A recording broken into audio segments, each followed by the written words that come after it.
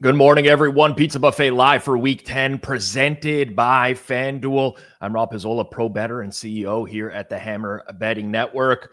Good to see the chat going in the early morning here when we have these European games. I know a lot of you hang out in the chat before the show. I'm going to be sweating the rest of this game. Hopefully it doesn't affect me during the live stream. Haven't had one of these in a while, but I am on the Falcons in this one. So if you see me pause and watch a play or something along those lines, I hate to have a game going on in the background while I'm doing a show, but it is what it is. I don't set the schedule. The NFL does that. Quick reminder before we get started. We've had a good season so far. That doesn't mean I'm, magically seeing the board clearly on Sunday mornings. I've been doing this show for a long time. If you tailed every single side or total pick I give out live on Sunday morning, you would be down overall. That's just reality. Props, a little bit of a different story, but Sundays are tougher. Limits are higher. The market is, kind of priced everything in at this point. So most of my bets, my real bets, they go earlier on in the week. If you want to catch those, check out the rest of our content here at Forward Progress. Make sure you set notifications on the channel and you get notified anytime we go live. That's your best chance of beating these lines. For today, we'll hit every game on the board, sides, totals, props, whatever still has value right now. I'll let you know my current numbers on everything. Always shop around, try to get the best prices, but make sure you check out FanDuel, our presenting sponsor. They're often going to have strong prices. I'm probably going to give out, I'd say, roughly a handful of props today. We'll end the show with some anytime touchdown stuff. More mid-range, I guess, this week. Not any super long shots, I don't think, but we'll get to that when we get to it. Of course, you can drop questions in the chat throughout the show as well, and I'll star them. I'll try to answer as many as I can at the end of the show. If anything breaks while we're live, some injury info, whatever it may be, drop it in the chat. I'm not checking my phone throughout the show here. So if you do see anything, go for it. Drop it in the chat. I do want to hear from you. Post your picks, leans, questions, whatever you may have. DXPS man says right out of the gate, middle Colts -3.5, second half if you're on Atlanta here. Personally, I didn't do anything with the second half line. I thought it was fine for the game. Just going to ride my original position. I have not added anything additionally in game for Atlanta Indy today, and I'm just going to keep it that way and root in our original position on this one. All right. Appreciate everyone tuning in for Week 10. Let's get into it, and let's start with the Cleveland Browns and the New York Jets. Of course, the starting point that everybody wants this week. Ugly game, obviously. Now, this line completely flipped midweek after the Jets traded away both Sauce Gardner and Quinnen Williams at the deadline. New York opened a small favorite. They're now sitting in the market here around a 2-point underdog. In most spots, FanDuel even has them at 2.5, -115. And honestly, that adjustment makes a lot of sense. But personally, I think maybe it's gone a touch too far. At this point, my only lean would be to the Jets. I'm very hesitant with that one. It would be more of a fade of Cleveland than any strong endorsement of New York. For the Browns, the offense still remains pretty thin. They get Cedric Tillman back at receiver, which at least gives them like another functional body on the perimeter. I mean, how functional? Not a great receiver, but another option. There's a concern on defense at linebacker, Carson Schlesinger. He's been dealing with this like high ankle sprain, barely practiced all week. He's quietly been a very good defensive player for them. If he can't go, I think that's a pretty sneaky loss in the middle. But Cleveland's defensive front is still elite. Second pressure rate, third in sack conversion. This matchup isn't perfect for them if the Jets can stay balanced. And what I mean by that is the Jets have to find a running game. Breece Hall remains the focal point of that offense, even behind a weak offensive line. They've run the ball surprisingly well into stacked boxes. So I figure that'll be the Cleveland game plan here. If they can create manageable downs and stay out of like really obvious passing situations, that's going to help neutralize Cleveland's biggest strength, which is their pass rush. So that's the key to this game, in my opinion. Can the Jets establish a running game? Problem with the Jets is what the defense looks like right now as well. You trade away, two very good players in Gardner and Williams. You've got Andre Sisco, Cam Jones already on IR. This was a unit that was already ranked very low in pressure rate before the trades. They've produced one takeaway all season. One. That's the fewest through 8 games by any team in over 20 years. They just don't generate turnovers. So tough one. Weather-wise, should mostly be okay. Looks like some light sprinkles, maybe some heavier showers roll through later on, but looks like it's going to be more dry than wet. maybe a little wind as well, but nothing that dramatically changes the game here. Garrett Wilson returns. That's a meaningful boost for New York's offense as well. He's like a true number one. He can win against man. He can win when there's these single high looks, where Cleveland's, coverage metrics so far this year are just average as well. So ultimately, while the Jets are depleted on defense, they're healthier on offense. I think the market maybe overreacted slightly to those trades. I mean, the Jets they're not good, but they're not like quite this bad, in my opinion, where they can find themselves 2.5 point dogs to Cleveland at home. So only could play the Jets in this game. Ultimately decided, that's not how I want to spend my Sunday afternoon necessarily, but that's where I would look. I mean, Brink says these guys sucked with them. They did. I mean, there's no, but there's another side to it as well, which is the Cleveland offense. For props, a prop perspective in this game, this is a small one, like a half unit type of thing. And it's more of a gut feel type of thing. I played Isaiah Davis, their backup running back, over 14.5 rushing yards. His snap count has been steadily rising. Now they're using him a lot in pass protection as well, but I thought the number was a little bit too low for the type of game that I envisioned from the Jets here. So I played Isaiah Davis over 14.5 rush yards, minus 112. Been a very long time since what's in the cup reference. It is just coffee today. Just coffee in there. No additions, no Baileys or anything like that. Trying to go a little bit healthier here towards the end of the year. Nathan, Justin Fields anytime touchdown wasn't on my radar at all this week, so I'm guessing that the price is not the best there. Not a Fonzanoon, 425 watching, 58 likes, minus EV. I mean, he said it, not me. Got to smash that like button in the early going here. Please. If you could do that, it's great for the YouTube algorithm as we move through the rest of the games. All right, moving on. NFC South, it's the Saints and the Panthers. This one's been sitting with the Saints kind of in the same range as underdogs all week. Currently at FanDuel, it's at 4.5. Most of the market is painted 5, some 5.5s.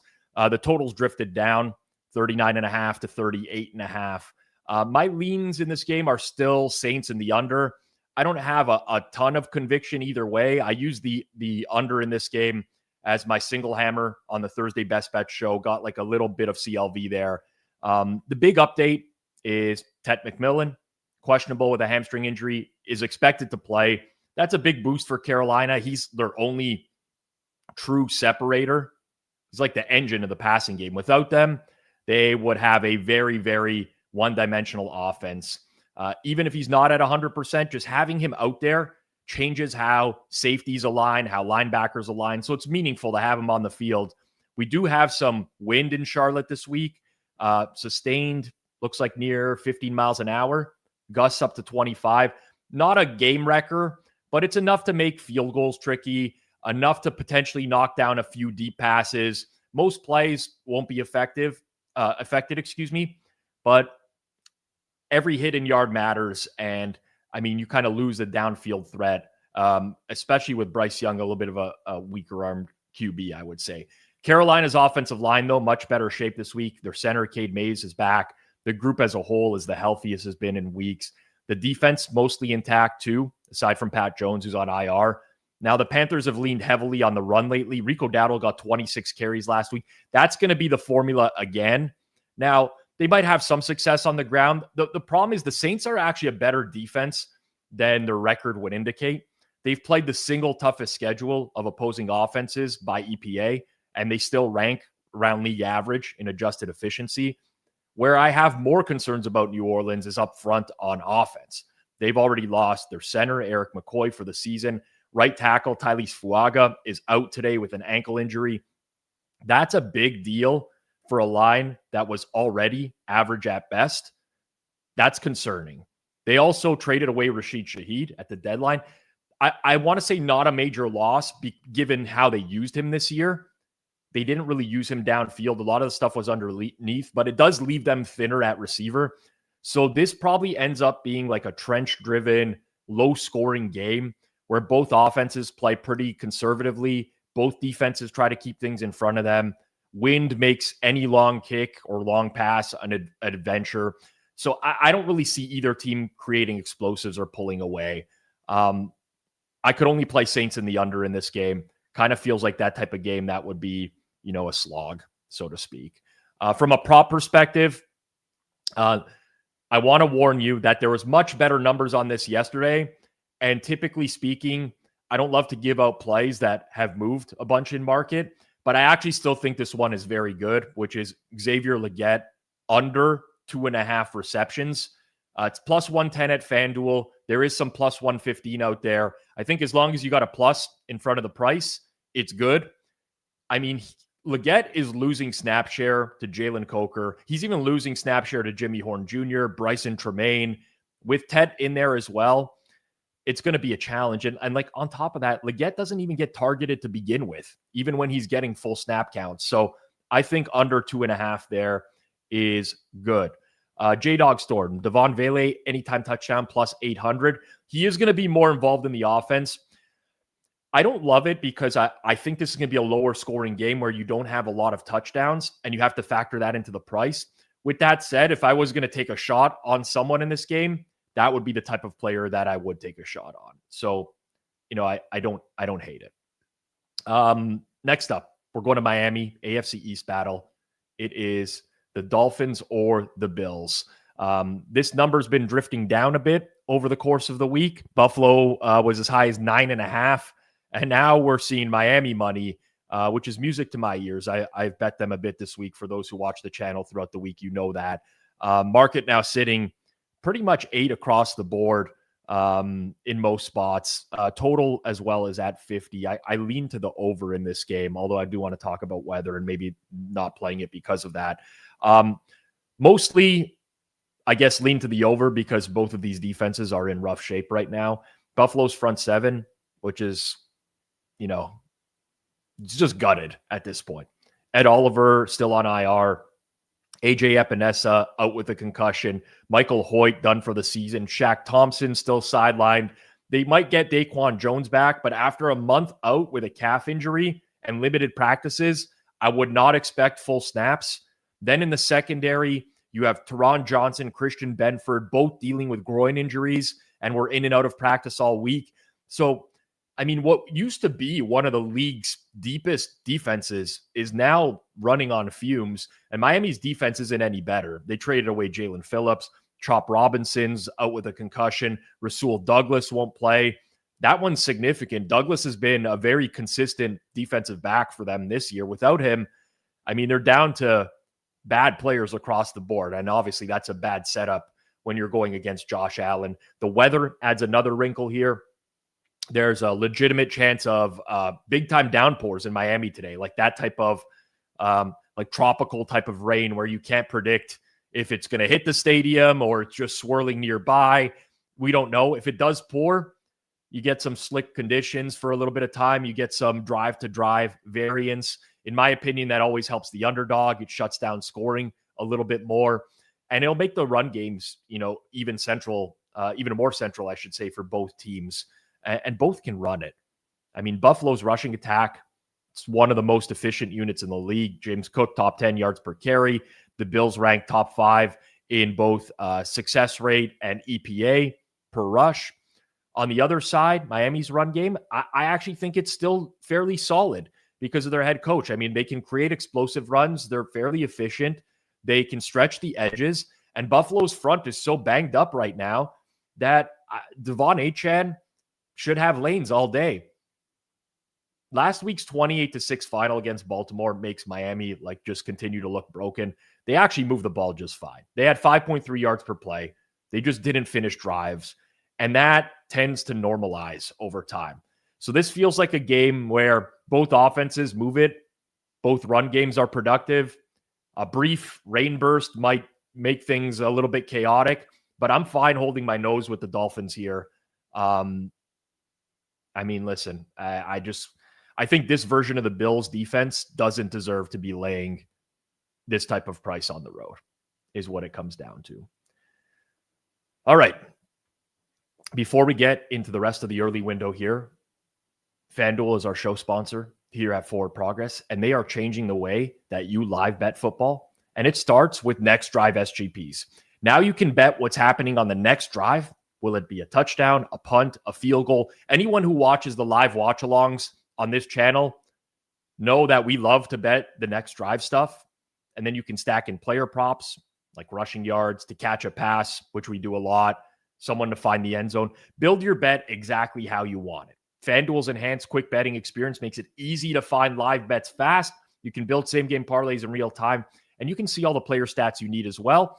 And every NFL game day comes with a profit boost you can use on your next drive SGP. So you can get more out of every play, whether you're betting a drive, a player, or the next big moment.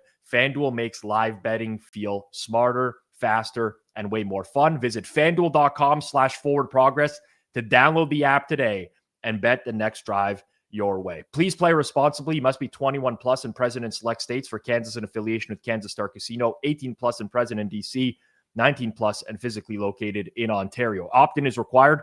Bonus issued is non-withdrawable profit boost tokens. Restrictions apply, including any token expiration and max wager amount. See terms at sportsbook.fanduel.com. Gambling problem, call 1-800-GAMBLER. Visit rg-help.com, 1-888-789-7777, or visit ccpg.org/chat in Connecticut, mdgamblinghelp.org in Maryland. Hope is here. Visit gamblinghelplinema.org or call 800-327-5050 for 24/7 support in Massachusetts, 1-877-8-HOPE-NY, or text HOPE-NY in New York. Call Connects Ontario at 1-866-531-2600 or visit connectsontario.ca. And this is a paid endorsement. All right. Just have my eyes on Atlanta, Indy here. Looks like Grover Stewart going to the locker room for the Colts, which they're already down to DeForest Buckner on IR. So that's the entire interior of their defensive line. Could be a problem. Could be a problem going forwards. All right. Jacksonville and Houston in the AFC South. This one has now flipped this morning. Went out last night and pretty much was a pick'em. Now we're seeing Houston small favorites, -112 on the money line at FanDuel. And no real opinion on the total here, but talk Texans on the program this week. I think the Texans are the side. Now, obviously, CJ Stroud being out matters. It's a downgrade to Davis Mills. Mills isn't as bad as he looked last week against Denver. I mean, he's serviceable. That was an elite pass defense with a heavy pass rush. This week, he gets a much softer matchup. Jacksonville near the bottom of the league in both EPA and success rate against the pass. They can generate some pressure, but they also don't finish a lot of plays. They're dead last in sack conversion rate as well. So when they do get pressure, they tend to not turn it into sacks. Houston's offensive line, I don't need to tell you, it's not great. They've looked overwhelmed plenty of times this season, but this is the kind of defense that tends to let the opposing quarterbacks get comfortable. Defensively, Houston remains elite. They're number one in EPA per dropback and success rate allowed. Their coverage style, in my opinion, is a direct problem for Jacksonville. The Texans play a ton of zone, a lot of too high. They force teams to methodically beat them down the field. The Jags are bottom 3 in yards per dropback, both against zone and too high. Houston also second in open coverage rate allowed. They don't allow a lot of separation. Receivers just don't find a lot of space against them. And that's bad news for Jacksonville because they're running out of pass catchers, at least good ones. Brian Thomas Jr., Travis Hunter, top 2 wideouts heading into the year, both out. Hunter's absence also hurts them a bit at corner. Their top 2 tight ends from the preseason roster are down. Ezra Cleveland missing on the offensive line. They're missing multiple defensive backs. Eric Murray, Jordan Lewis, obviously Travis Hunter. They did trade for Jacoby Myers, but it's hard for a new receiver to integrate into a playbook in less than a week. The Texans' biggest issue this year has been finishing drives. Dead last in red zone touchdown rate. If they had even a league average number there, they would look a lot better. This feels like a good spot against a Jags defense that's very soft in coverage, depleted by injuries. It's not going to be pretty with Davis Mills under center. Not at all. But between a healthier defense, a more stable setup overall, in my opinion, I think Houston's the right side in this game. So You'll see me. I mean, you won't see me rooting for the Texans today. I'm going to be watching the games by myself, but I'll be rooting for the Texans today. I saw that Michael Penix bad underthrow there. That was painful to watch. Painful to watch. I mean, these early European games, they really set the tone for the day. I can't even tell you how bad of a mood I was in at like 9:45 a.m. this morning. Colts fumble, recover immediately. Kyle Pitts drops like a walk-in touchdown, turns into a turnover 2 plays later. The NFL. All right. Ravens, Vikings in the early window. This one now sitting at, looks like Ravens -4.5, pretty much in most spots. Total roughly 49 in let's say, 90% of spots as well. Bet some Baltimore here. This was one we talked about on the Sunday reset last Sunday night, and one of the earliest plays I made this week. Not a massive play, but I think Baltimore is now starting to get priced closer to where they should have been earlier in the season before all the injuries hit. The biggest thing for this game this week is that the Ravens have a completely clean injury report. That's almost unheard of in week 10. No players listed on the injury report all week. Yes, they have a few guys on IR like Nnamdi Madubuike. They just traded for Draymond Jones this week, who I think fits very nicely into that front seven. When this team is healthy, they are elite, in my opinion. And I think that's the version of the Ravens we are going to start getting now. You add in a little bit of extra rest from playing Thursday night, more time for Lamar to recover. You can easily make the case that they should be laying at least 4.5 as they are now. The Vikings are relatively healthy too. I'm just not sure their offense is built to keep up with Baltimore right now. Like JJ McCarthy's been fine, but it's a very conservative approach when he's in there. Lots of short, safe throws. There's not much attacking downfield. I think that might work against, middling defenses or bad defense, but it's not going to work against a Ravens secondary that is very good in coverage. Minnesota's offense, really surprisingly, near the bottom of the league in terms of open coverage rate, meaning that they're not getting a lot of separation. You would think with Justin Jefferson, Jordan Addison, they would. They've surprisingly struggled against man coverage as well. I mean, Baltimore plays some good man coverage. It's a little bit weird. Could have to do with Carson Wentz playing a lot of the year and him just taking too long to throw in some instances, not timing a lot of those routes, but it's something to watch. On the other side, Lamar Jackson, he's back. I didn't think he looked fantastic last week, but he had a 92nd percentile EPA performance. You could also see how much more dangerous Derrick Henry is when Lamar is on the field. Defenses have to account for the quarterback run threat. Henry's efficiency jumps through the roof. Minnesota's defense has been solid up front, but you look at where they're vulnerable. A lot of outside zone runs is where they've struggled. That's where the Ravens thrive. So from a matchup perspective, I don't love it for Minnesota's defense. The one concern here for Baltimore's offense would be Minnesota does have a solid pass rush. They're top 6 in pressure, top 6 in sack rate. Baltimore's O-line hasn't been great this year. Lamar tends to mitigate some of that by escaping the pocket and creating explosives downfield, but sometimes he holds the ball too long as well. Ravens kind of need to stay balanced, protect the football here. I think that their defensive pressure and I'll say their versatility on offense are a little too much for Minnesota. So I don't know that you can bet this out further at this point. I still see a 3.5 in market. Aside from that, it's just a small lean on this point, at this point with the Baltimore Ravens in this game. All right. Patriots and Bucks. It's nice to talk about some more interesting games after what we started with here today. This line's been pretty steady all week, although a little bit of game day money showing for Tampa Bay. Sorry, I'm distracted here as I just saw Daniel Jones fumble. That's so nice. That's so nice. DJ, Halloween is done, but the guy's turning back into a pumpkin in front of our very eyes right now. All right. I'll keep it moving here. A little bit of game day money showing for Tampa. Not enough to bring this to 3 across the board, but expensive 2.5s. The total kind of been hovering in the same range all week. I don't have really a strong conviction on this game.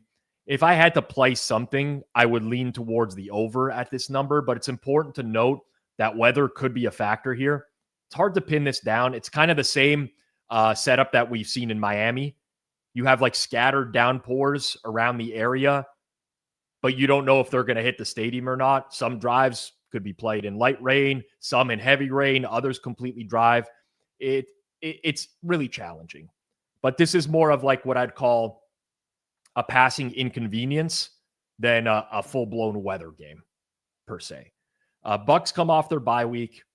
The rest situation, it helped them in some instances, not in others. Chris Godwin, Bucky Irving still out on offense. Hassan Reddick is still sidelined on defense. They're short on true playmakers. The positive comes on the offensive line. They get the right guard, Luke Haggard, back. The right tackle, Luke Goedeke, was activated off IR this week. I haven't been able to find whether he's going to just be a full-blown starter or if they're going to ease him back in.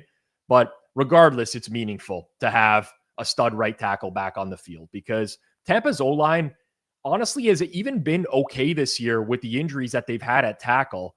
Part of that's been Baker being able to, offset some of the issues by utilizing his legs, but getting Goedeke back is big. For New England, the injury list is much lighter. I think the most relevant injury is Keyshawn Butte, hamstring injury, Booty.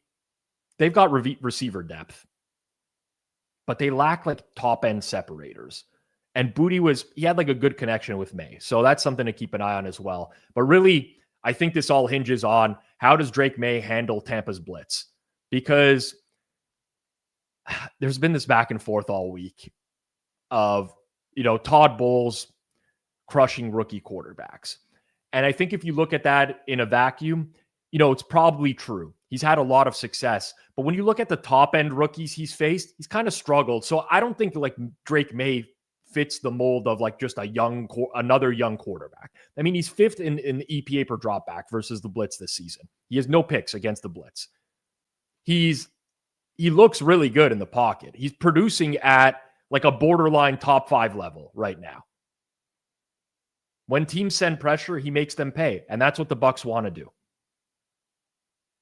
They're also vulnerable to a lot of play action and 12 personnel. 12 personnel, especially New England uses pretty heavily. So I kind of just like the Patriots offense to keep rolling. On the other side, Tampa's offense, it's been volatile, up and down. A lot of that's been guys in and out of the lineup. Mayfield still takes deep shots. They lean on 12 personnel as well to get some favorable matchups against linebackers. But it's kind of strength on strength here. I don't know. Tough game for me. Really, I think about this a lot. I can see a lot of scenarios where either team wins by margin. Just didn't do much with this game this week. From a prop perspective, Terrell Jennings, backup running back for the Patriots. I played some of his under on rush yards. I know he went 11 for 35 against Atlanta. This is a much tougher run defense. He still only saw about 25% of snaps last week. I think that number is just a little bit too high. So Terrell Jennings on the Patriots under 26.5 rush yards in this game. Giants, Bears. This one's moved a lot over the week. I think a lot of it weather related. Bears opened around 3.5. They got bet up to 5.5. Market settled at 4.5 now. The total, on the other hand, just all the way down, 49 to 45.5 after some early weather concerns. I do want to say, talked about this on Sunday Reset last week. I know the chat loved the over in this game. If I could ever give a plug for the Sunday Reset, I kind of gave my, hesitations in regards to not betting that because of the weather forecast in the early going. So hopefully saved somebody from taking a really bad number in that game, but it's looking bad.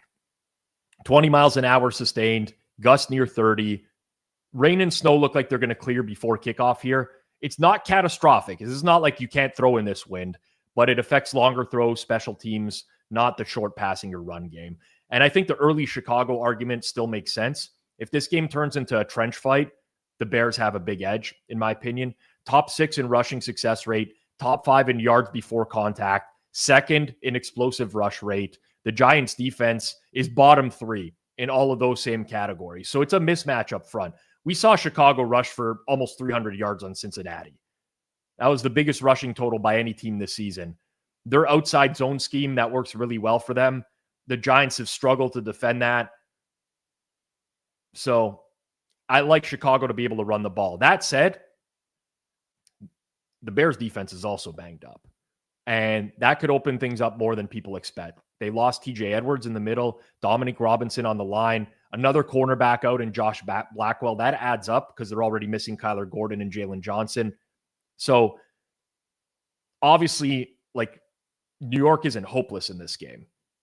They likely get Jermaine Illuminor back at right tackle. That's actually one of the injuries to monitor this morning. They'll be without their center, John Michael Schmitz. But if Illuminor's back there, this O-line can hold up in this game. Jackson Dart might have a little more time to operate than usual. I just don't trust the running game is all for the Giants. I get why Chicago's favored. They can absolutely control this game on the ground. But do I want to chase this price on them? No. If anything, I would lean slightly Giants at this point, just with a more compressed game. But I don't really think that there's much to do here. On a prop look, I don't love backing guys with pre-existing injuries that come into the game that barely practiced. With that said, I bet DeAndre Swift overs in rush yards. 51.5. Even with a snap share with Kyle Monangai, it was close to 50-50 in week 7 and week 8. This is the Bears' bread and butter. This is not a team that necessarily can stop that. I thought DeAndre Swift's rushing yards was too low in this game, so I played that towards the over. G-Stack George says, Teron Johnson, Christian Benford, and Palmer all inactive for the Bills. That's rough. Palmer, I thought, was going to actually play. Actually kind of thought all 3 would play, to be honest. I have them as 50-50 in my number from earlier, so that's only going to push it down towards Miami. We'll move on to the late window in just a minute here. A reminder, if you don't know, I mean, you should know by now if you watch the show every week, but we do a show right after Sunday Night Football goes final here on Forward Progress. It's called the Sunday Reset. It's myself and Clive Bixby. It's like a 2-part show, full recap of the day. And then we pull up all the early lines for next week and we give our thoughts on every single game. I do believe it's the most valuable show we do here on Forward Progress. Maybe a little bit biased because I'm on it. But if you want to get out of those, ahead of those early line moves, I mean, just look at the comments on a weekly basis. The people will tell you all you need to know. Check it out. Sunday Reset, right after Sunday Night Football, immediately afterwards. And if you don't want to catch it live, you can catch it Monday morning as well. But I do think catching it live is important as we do see these markets move in real time. So check it out tonight if you can. Late window today. Cardinals and Seahawks. I'm a little bit surprised at the move here because there was some injury news that worked against the Seahawks yesterday and Jaron Reed going on IR, which came out of nowhere. Yet Seattle's now -7 across the board. And that's kind of what I make this game is that exact number. I don't have much going on here, but surprised we got there fully. I thought there might be a little bit more market support for the Cardinals today. Jacoby Brissett getting the start again. Kyler Murray on IR. Oh, sorry, I should say IR in quotations with whatever phantom injury they've put him on IR with this time. I mean, Brissett has been good. Had a great game against the Cowboys last week. It's a much tougher matchup. Seattle's defense, top 3 in adjusted pressure rate, top 10 sacks. Arizona's offensive line has struggled against some average defensive fronts this year. I'm not sure that they're going to hold up here. It's a clear mismatch in the trenches, in my opinion. If Seattle can force Brissett off his first read, things could get ugly in this game. The Cardinals defense, they're also running out of bodies. Like Mac Wilson, starting linebacker, is out. Will Johnson and Max Melton at corner both went down last week. That matters. I mean, they have a couple corners on IR in Sean Murphy-Bunting and Starling Thomas from the beginning of the year. That's 4 cornerbacks gone from what would have been their opening day roster. The only bright spot, I mean, it's not even a bright spot for this game. DJ Ojulari's coming off the pup at some point too. But like, this is just not a defense you can trust right now. Seattle's definitely got a few issues too. Ernest Jones is out. As I mentioned, Jaron Reed, that was like completely out of nowhere on IR yesterday. There's also some question marks in the receiving group. Jackson Smith and Jigba, newly acquired Rashid Shaheed, and Cooper Kupp, who's coming back from a hamstring injury. Very good trio on paper. I think Shaheed and Kupp, that's going to fit nicely as secondary options with Darnold. But if Kupp's hamstring flares up again, the depth gets dicey very fast. You have guys like Torrey Horton and Jake Bobo already out. They just don't have a lot of healthy receivers. So they may lean heavier into 12 personnel again, use a guy like Elijah Arroyo as well in the pass catching game. But this offense is just like, it's found its rhythm. Darnold's coming off one of the best halves of football that any quarterback's had in a long time. 16 of 16, 282, 4 touchdowns in the first half against Washington. Clint Kubiak has schemed this up really well. They blend running game with play action, deep shots to JSN, now Shaheed. I didn't end up betting it. I regret it. I think Seattle was probably a little bit cheap here with the state of Arizona secondary right now. And honestly, Seattle's just like, they're a juggernaut right now. Relative to what I thought they were going into the year, just really, really good. From a prop look in this game, I played Marvin Harrison Jr. under 4.5 receptions. I think it was minus 122 this morning. It's kind of a fade off of a breakout game against Dallas. I mean, I've said this a million times this year. Dallas is going to give up a lot of breakout games. Lots of Devin Witherspoon in this one. Don't know that the passing attack is going to look anywhere close to what it looked like earlier last week. Staying in the late window, Detroit and Washington. This line's been heading in one direction all week. And I think it's probably confusing a lot of people because it's been Commanders money. Detroit opened as high as 9, now down to even a flat 7 at a sharp sportsbook right now. Most markets at 7.5, total around 49. I don't want to say I'm surprised by the movement towards Washington. Because I'm surprised by the movement towards Washington, given how the injury situation evolved this week. Because I had a lot of interest in Washington at one point in the week. Early in the week, it looked very bad for Detroit's O-line. Both tackles missing practice. Left guard, Christian Mahogany, placed on IR. Even their swing tackle, Dan Skipper, was banged up. As the week went on, Penei Sewell cleared. Taylor Decker, he's going to play through his shoulder injury. Suddenly, this line looks a lot more like the one we're used to seeing for the Lions. Their offense is mostly intact. The defense still missing Kirby Joseph. Some guys are on IR. That's nothing new for them. They've survived that for a while. Washington, on the other hand, is falling apart. Marcus Mariota starting with Jaden Daniels sidelined with that elbow injury. The receiving core is not good with Terry McLaurin out, Luke McCaffrey, Noah Brown on IR. I mean, Debo, Chris Moore, Jalen Lane as your top 3. It's a massive drop-off in quality. The Commanders' defense also in rough shape. They lose Marshawn Lattimore. He was having a down year, but like they don't have good corners. Safeties are banged up. Tyler Owens, Quan Martin.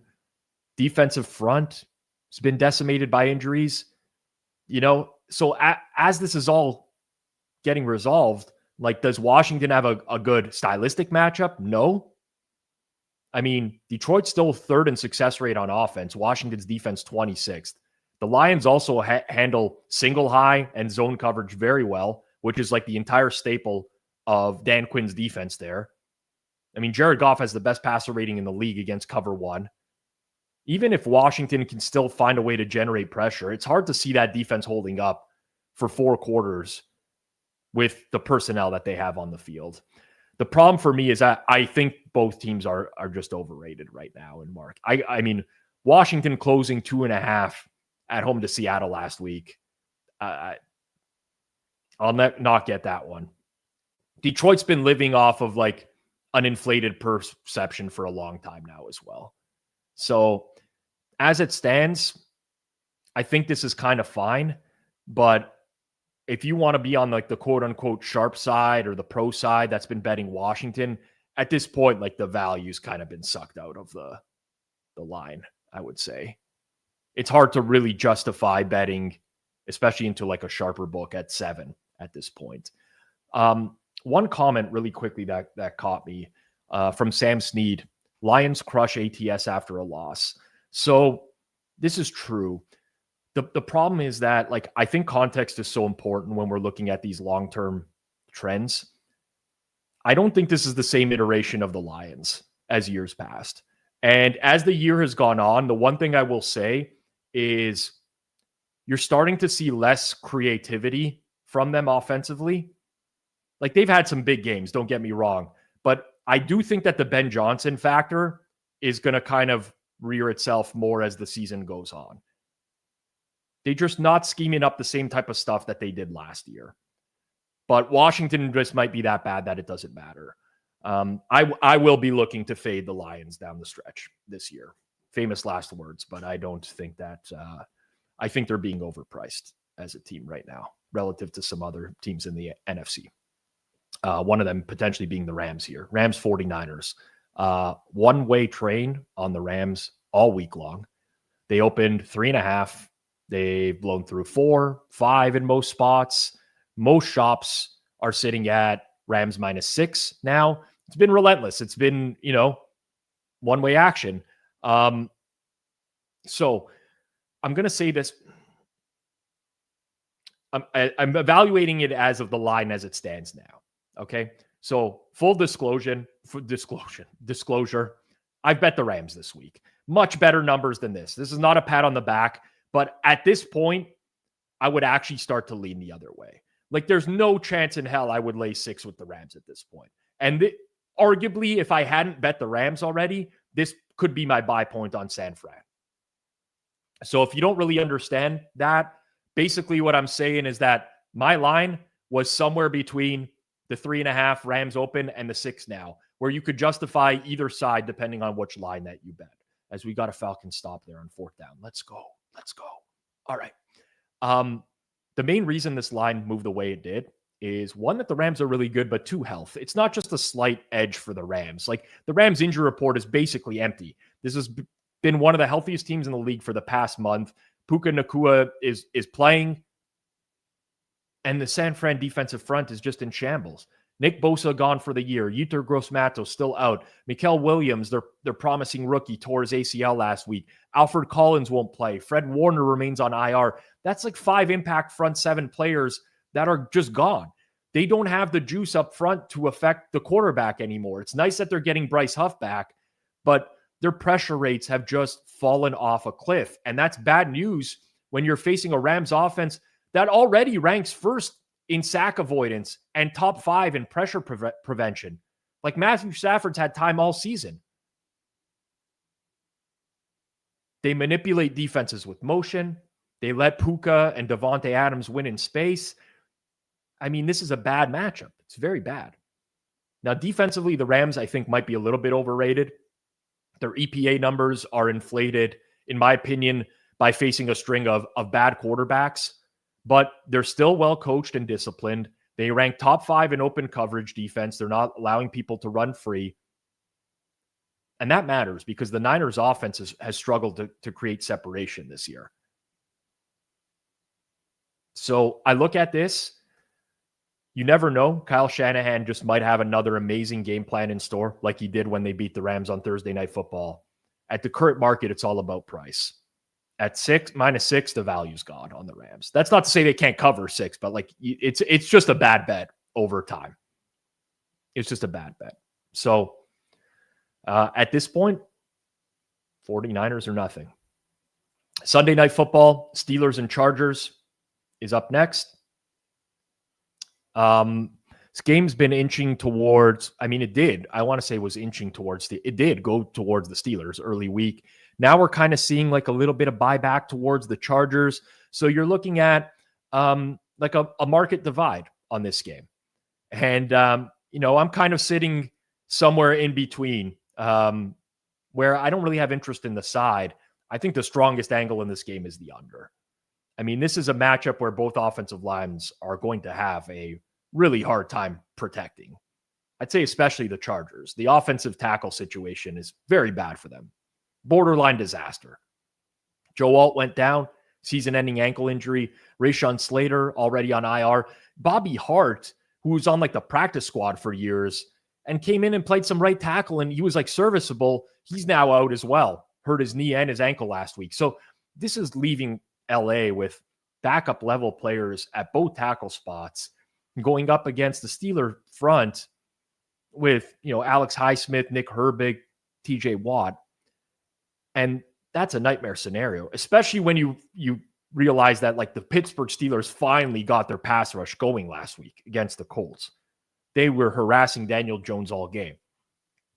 On the other side, Pittsburgh's offensive line, has been really good this year.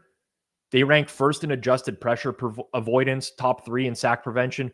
But that's because of like Aaron Rodgers' style of play. Get the ball out quickly, avoid negative plays. Now they lose Isaac Somalu at left guard. That hurts a bit. Not enough that I think it'll completely derail the offense. The biggest issue for Pittsburgh is that the offense just hasn't been explosive.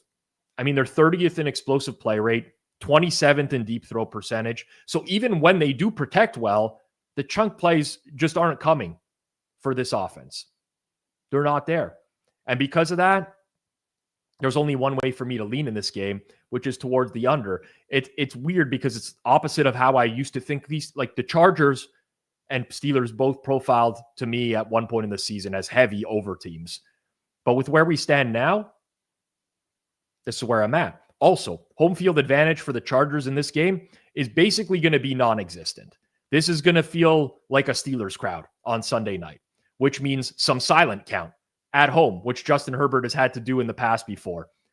I wouldn't want that necessarily in a home game. You add in both teams are very inconsistent in the red zone.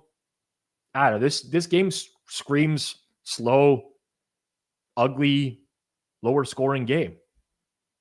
Yeah, trading for Penning. Penning is a disaster.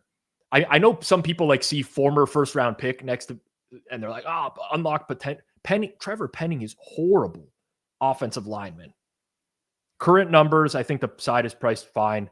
Wouldn't touch it either way. The under, to me, as long as it's above 44, I think that makes a lot of sense. A lot of sense. From a prop perspective in this game, reminder, just for those that don't know, we do have a Discord here at The Hammer, discord.gg/hammer if you want to join. I'll post all my anytime touchdown score numbers for Sunday Night Football, every primetime game really, in that Discord, in the NFL channel every single week. So if you want a touchdown score, I'll post those once I get the inactives for the game later on in our Discord. From a pure prop perspective, I played Trey Harris over 1.5 receptions in this game. You have to get plus money on this to play it.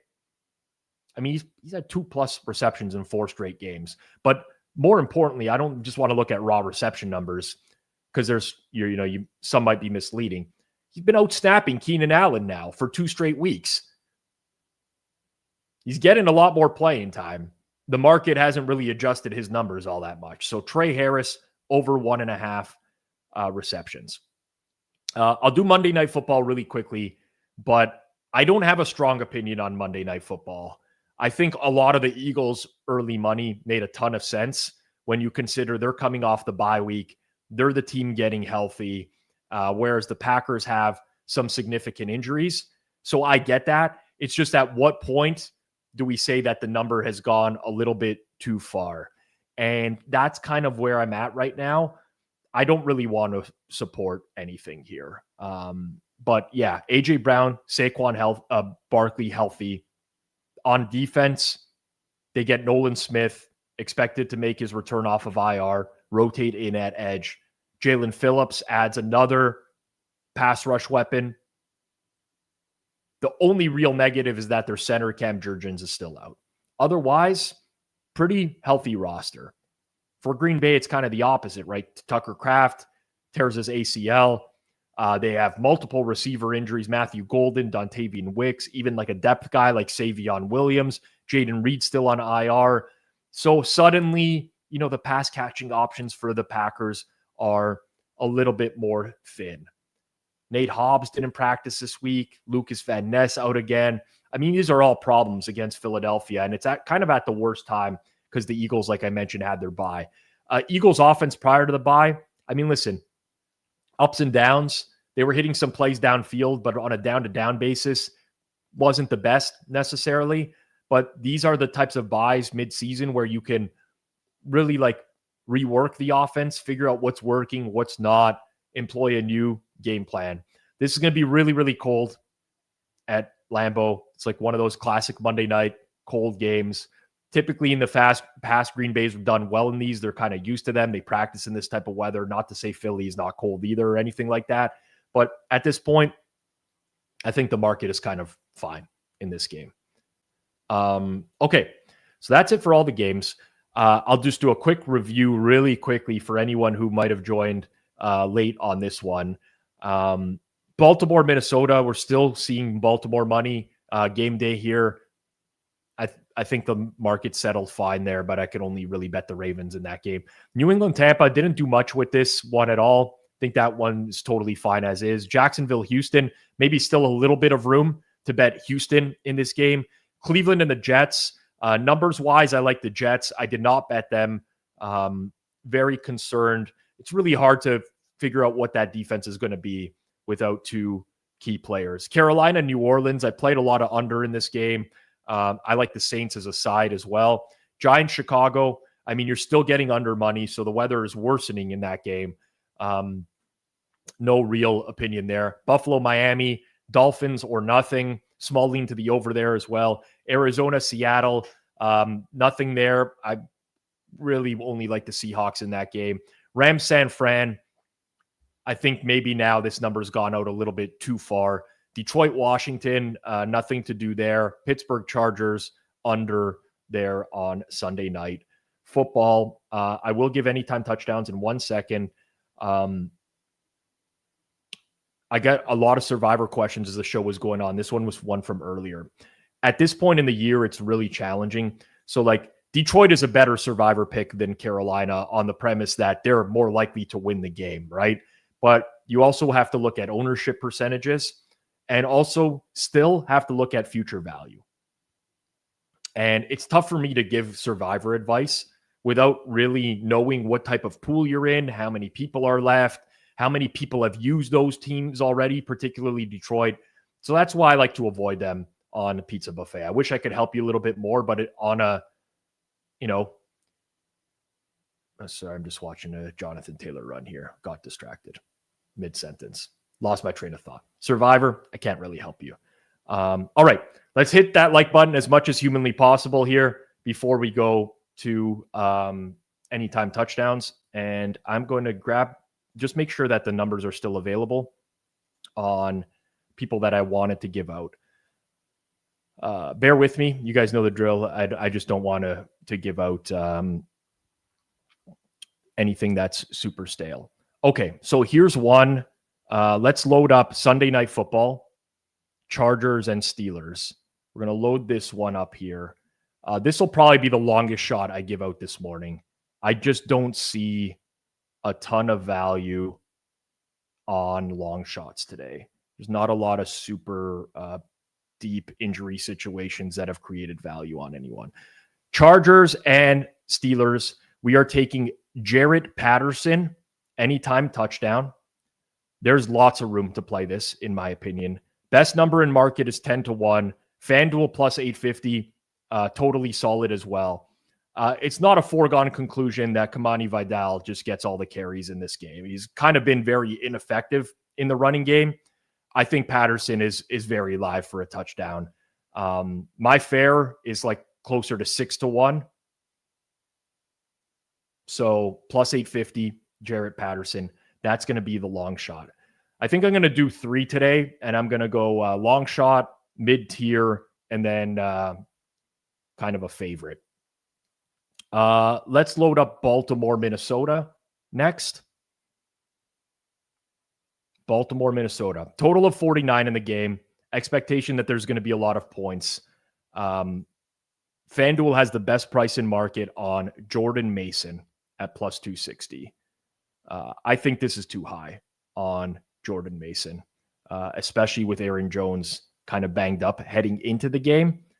My fare is closer to 210 in this game on Jordan Mason. So of the mid-range guys, that's where I'm going. Baltimore, Minnesota.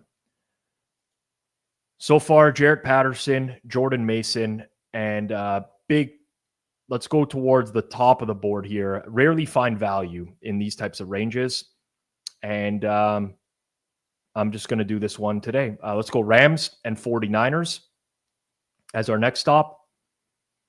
It is so incredibly rare that I play a touchdown scorer that has a minus in front of their price. But Kyren Williams at FanDuel minus 115. I mean, there's some spots out there that are plus 100, which you should definitely bet. But this is way too short on Kyren Williams, in my opinion. With what the game total is at, with where the Rams are priced as 6-point favorites, Kyren Williams has got to be like minus 140. Fair. Don't really get that one. So that's going to be the three for today. Jarrett Patterson, Jordan Mason, Kyren Williams. I'm not going to force any more than that.